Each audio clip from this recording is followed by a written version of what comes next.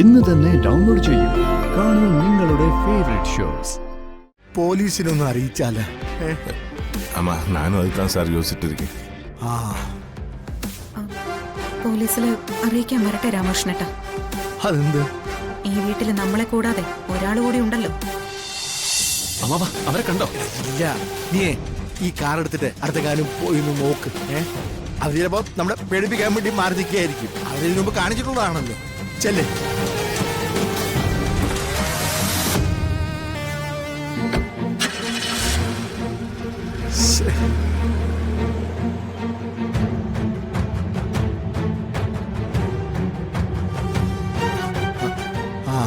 സുജാതെ, എന്തായാലും പേടിക്കണ്ട. അവൻ നോക്കാൻ പോയിട്ടുണ്ടല്ലോ. അമ്മേ, എനിക്ക് പേടിയാവുന്നുണ്ട് അമ്മേ. ഇന്നലെ രാത്രി നല്ല കരച്ചിലായിരുന്നു. എന്നെ വീട്ടിൽ പോകുന്ന കാര്യമൊക്കെ പറഞ്ഞിട്ട്. ഇവിടെ കല്യാണിയെ 2 ദിവസമായിട്ട് കല്യാണി അത് തന്നെയാ പറഞ്ഞോണ്ടിരിക്കുന്നത്. കേട്ട് കേട്ട് ഹരിയാണെങ്കിൽ ആ കുഞ്ഞിനെ വഴക്ക് പറയുകയും ചെയ്തു. രാമകൃഷ്ണേട്ടാ, മക്കളുടെ കാര്യം ചിലപ്പോ നമ്മൾ കണക്ക് കൂട്ടുന്നത് പോലെ ആവണമെന്നില്ല. അവര് വേറെ ഏതെങ്കിലും രീതിയില്. വേറെ ഏത് രീതിയില്? അമ്മ എന്താ പറയുന്നേ? വെറുതെ ഓരോന്ന്. അതെ മോളെ, ശരവണൻ എന്തിയേ? ശരവണൻ മാർക്കറ്റിൽ പോയിരിക്ക. അല്ല, ഇനിയിപ്പോ ശരവണന്റെ കൂടെ എങ്ങാനും കുഞ്ഞുങ്ങളുണ്ടാവും. മോളൊരു കാര്യം ചെയ്യും, ആദ്യം ആ ശരവണനൊന്ന് വിളിക്കേ. ചെല്ലേ. എനിക്ക് ഉറപ്പാ സുജാതെ, കുഞ്ഞുങ്ങള് അവന്റെ കൂടെ തന്നെ ഉണ്ടാവും. പേടിക്കണം രാമകൃഷ്ണേട്ടാ. ഈ 2 വീടുകളില് എന്തിനും മടിക്കാത്ത 2 പേരുണ്ട്. അതെന്റെ മോൾക്ക് മനസ്സിലാവുന്നില്ലെങ്കിലും നമുക്ക് മനസ്സിലാവുമല്ലോ. കുട്ടികളെ എന്തെങ്കിലും ചെയ്ത് നമ്മുടെ ചങ്കില് കത്തി കയറ്റാന്നൊരു ധാരണയുണ്ടാവും. സുജാതെ, ഇപ്പോ എന്തായാലും അങ്ങനെയൊന്നും ചിന്തിക്കണ്ട. എനിക്ക് ഉറപ്പാ പിള്ളേര് ശരവണന്റെ കൂടെ തന്നെ ഉണ്ടാവും. അല്ലാതെ ഇവരിപ്പോ എവിടെ പോകാന്?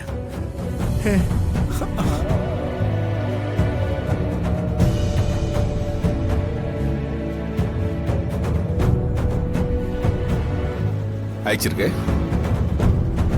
അതുകൂടെ കൊടുക്കേ. ശരിയാ.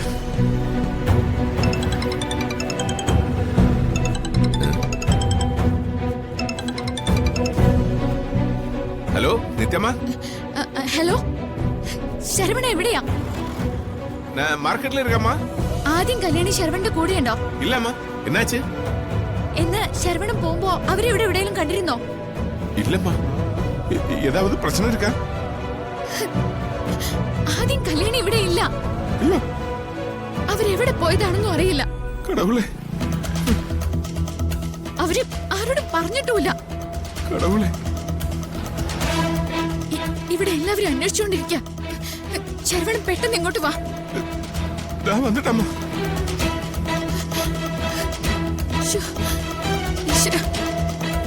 അവരിത് എവിടെ പോയതാ?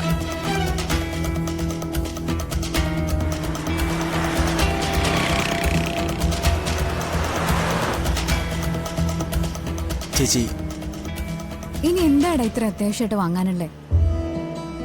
എനിക്കൊന്നും വാങ്ങാനില്ല, എല്ലാം ആദിക്കാണ്. അതിന് നീ ഇപ്പൊ തന്നെ എത്ര വാങ്ങിച്ചു കൂട്ടി? അതെ ചേച്ചി, പക്ഷേ എനിക്കൊന്നും അങ്ങോട്ട് തൃപ്തി തോന്നുന്നില്ല. അവന്റെ ഇഷ്ടങ്ങൾ അറിയാത്തതുകൊണ്ടാ.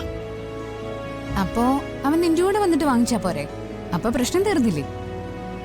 അത് വേണ്ട ചേച്ചി, നമുക്കൊരു കാര്യം ചെയ്താലോ? നേരെ സുജാത ആന്റിയുടെ വീട്ടിൽ പോയി ആദിയെയും കല്യാണിയെയും കൂടെ കൂട്ടിയാലോ? അവന് വേണ്ടതെല്ലാം അവൻ സെലക്ട് ചെയ്യട്ടെ. അത് കഴിഞ്ഞ് നമുക്ക് അവരവിടെ കൊണ്ടുപോയി വിടാം. അതൊന്നും വേണ്ടടാ. അത് വേണം ചേച്ചി. ജ്യോതിയോട് കുറച്ചു നേരം സ്വകാര്യമായിട്ടൊന്ന് സംസാരിച്ചപ്പോഴാ എനിക്കും ജ്യോതിക്കും ശരിക്കും സന്തോഷമായത്. അതുപോലെ മോനെ കുറച്ച് സമയം എൻ്റെ അടുത്ത് കിട്ടുകയാണെങ്കിൽ എനിക്ക് അവനോടൊന്ന് അടുക്കാൻ പറ്റുമല്ലോ. നമുക്കെന്തായാലും പോകാം. നീ ഞാൻ പറയുന്ന കേക്ക്. ഇനിയിപ്പൊ എന്തായാലും വിവാഹം കഴിഞ്ഞിട്ട് മതി. വർഷങ്ങളോളം കാത്തിരിക്കൊന്നും വേണ്ടല്ലോ. മണിക്കൂറുകൾ കഴിഞ്ഞാൽ ജ്യോതി മാതി നിന്റെ കൂടെയുണ്ട്. എന്നിട്ട് നീ എന്താന്ന് വെച്ച ചെയ്തോ. ചേച്ചി മനു, നീ ഒന്നും മിണ്ടാതിരിക്കുന്നുണ്ടോ? ഒരു സബ് കളക്ടറാ കിടന്ന് കൊഞ്ചുന്നത്. സബ് കളക്ടർക്ക് എന്താ സ്വന്തം കുഞ്ഞിനെ കുറിച്ച് ചിന്തിക്കാൻ പാടില്ലേ? അയ്യടാ, അവനൊരു അച്ഛൻ വന്നിരിക്കുന്നു.